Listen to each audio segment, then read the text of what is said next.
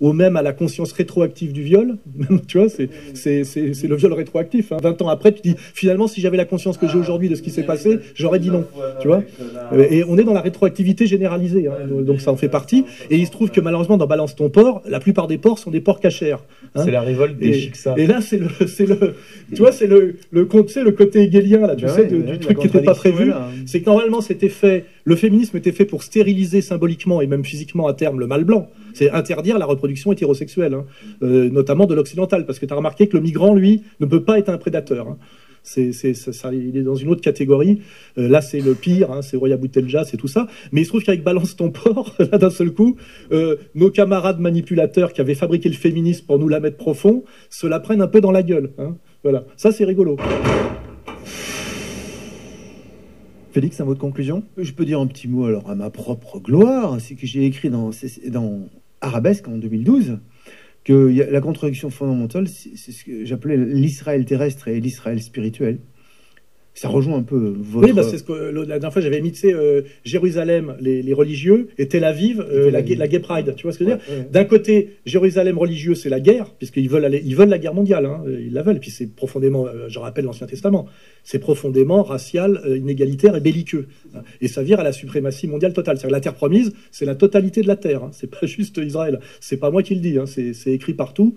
Et de l'autre côté, Tel Aviv, capitale gay, c'est effectivement la décadence des mœurs et surtout la fin de la reproduction. C'est la destruction des gentils par l'enculade généralisée. Il ne faut pas oublier, c'est que dans les deux cas, tu pousses les gentils à s'assassiner entre eux, entre musulmans et chrétiens, et dans l'autre sens, tu les pousses à s'enculer entre eux, ce qui sont deux stratégies eugénistes et deux génocides en douce.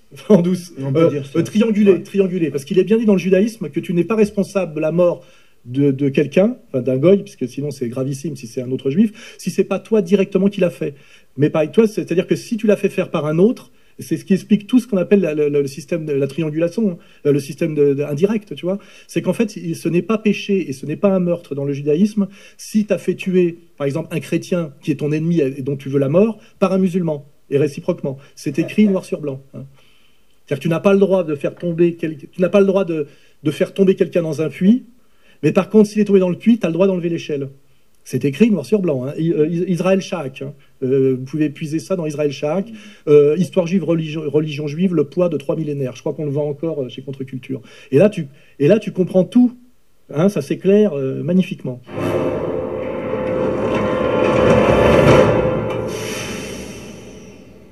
Chers auditeurs, c'est la fin de cette émission. Xavier, Félix, Alain, merci pour vos interventions. Chers auditeurs, nous nous retrouvons dans 2 semaines pour une nouvelle émission et nous allons conclure celle-ci sur les notes de Fireball FC.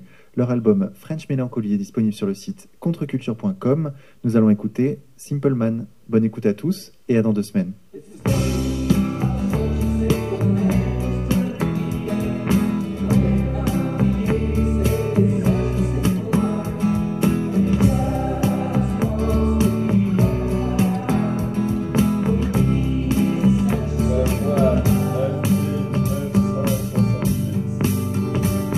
With the breaks, he'd like to come and sing to keep them far away. And when he'll come to you, he'd say it's such a lovely day. And he just wants to be kind, for he is such a simple man.